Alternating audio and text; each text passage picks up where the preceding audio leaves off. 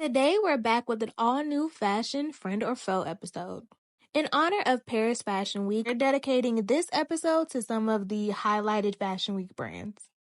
Last year, I did an episode about Coco Chanel and her brand and being a fashion friend or foe and her involvement, allegedly with like Nazi Germany and so on and so forth. Go watch the episode, to hear more about it. But Chanel isn't the only brand that's been caught up in some spicy, for lack of a better word, altercations on the wrong side of history. If we start chronologically, we're going to start around the time of World War II. And similar to Chanel, we have Hugo Boss, Dior, and Louis Vuitton, two Parisian brands, one German brand, that really kind of had some negative associations and partnerships with the German state during that time. So because we're mainly focusing in Paris with the two Parisian brands, Louis Vuitton and Dior, we can start with the fact that when the Third Reich or Nazi Germany came and they invaded Paris and kind of took over that half of France, they installed a kind of like puppet leader, some would say. And with that, he kind of, the leader in Nazi Germany essentially, kind of shut down all businesses in Paris. So even if you watch the Coco Chanel video from last year, you'll see that the brand Chanel was not in operation at all during the war. In fact, the only brand, like fashion-wise, that was able to still continue work was Louis Vuitton. And so that in itself kind of puts them on the infamous fashion friend or foe list, because why were you guys able to still stay in business? Then kind of following along the same lines, we have Dior. Like I said, only one fashion brand operated and it was Louis Vuitton. So Dior was not in operation, just like Chanel was not in operation.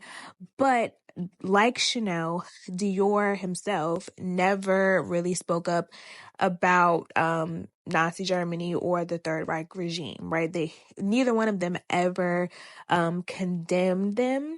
But they also never like spoke up or out against the resistance either. So it was kind of like very like flat. And some people would condemn them for that. We're seeing the same types of things when we look at the war that's going on now between Israel and Hamas. So why was Louis Vuitton allowed to stay open during this time period?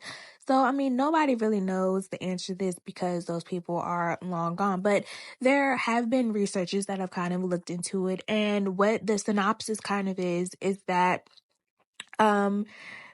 it was a business move, like it was strategic. They wanted to stay open, so they formed connections with the leader that was put in charge of France, not necessarily like Nazi Germany themselves or any of like the Gestapo or like the SS officers or anything like that. They primarily talked and made connections with the actual like leaders of France that Nazi Germany like put into place.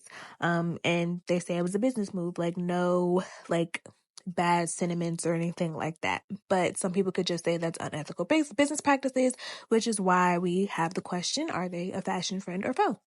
Okay, so that's the two Parisian fashion brands out of the way. Next up, we have Hugo Boss. So Hugo Boss is an actual like German fashion brand, and they were established in the 1920s. And so shortly after that, in the 30s, the Third Reich came into power, like Hitler and all his peoples.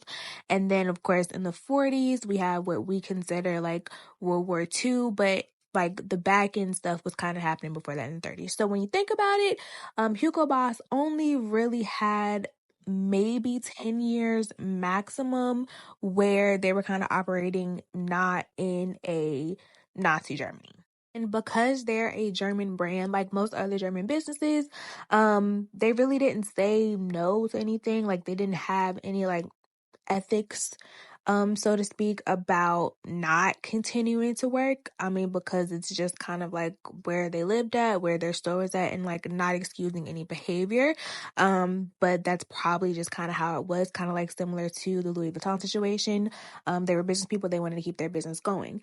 But what gets them into hotter water is that not only did they just continue to operate in general in Germany, but they also designed the outfits for some of the German uniforms. So most notably, they have been proven to have come up with the design for the Hitler Youth uniforms, like the little boys, and also like some Gestapo uniforms, maybe like SS. I don't know, that might be a stretch. But nevertheless, they were out here like clothing and designing for the Third Reich. So that probably gives them like a major L in history. Not probably, it does.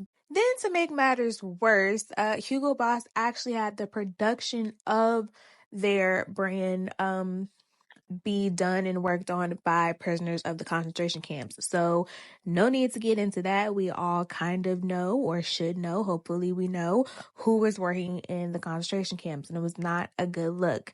But on the positive side, Hugo Boss did release an official apology sometime a few years ago, within like this kind of part of time. And so they seem sincere about it. Obviously, like, the people now can't take place for some of the people then, because most of those people are probably dead, but still the apology is good, and it shows effort in the right direction and acknowledging past mistakes, even if it is a company. Moving on to more recent times, we have brands like Gucci and Balenciaga.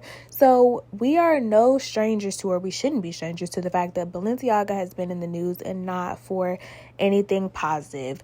We've got the problematic stuff with like the children in the weird bags. There's a whole lot of accusations of racism for the Balenciaga brand. Similarly, there's a lot of racist allegations against Gucci.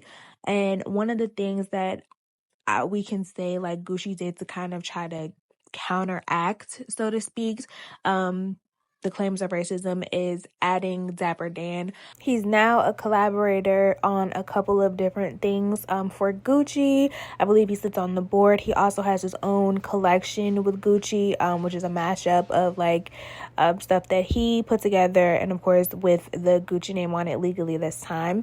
And it's kind of messed up because Gucci did a couple years ago actually like steal Dapper Dan's like designs from like the 80s and the 90s and put them on the runway, and didn't give him any credit, which is another reason why they added him back. You should go watch my video on Dapper Dan. We talk about it a little bit there. Unfortunately, these brands that we've talked about today are not the only problematic fashion brands, and they probably will not be the only problematic fashion brands still to come in the future. But tell me what you guys think. Is there a fashion brand that you just think is like morally offensive from like inception till now? Do you think that fashion brands, like people or brands in general, can be redeemed for mess ups or for just being unethical and like putting their business and profits first, like we see with like Louis Vuitton and even like Hugo Boss? Do companies have a moral obligation? I think now in this day and age, it's been proven that we ultimately think that brands do have a job to be conscious and ethical, but not everybody feels that way. So let me know what you think in the comments, and let me know if you have any like specific ideas or topics that you want to talk about. And with that being said, that's all I have today. Thank you for watching an episode of Fashion Friend or Foe. Make sure that you subscribe to Fashion Meets History with Domii Davis. Bye.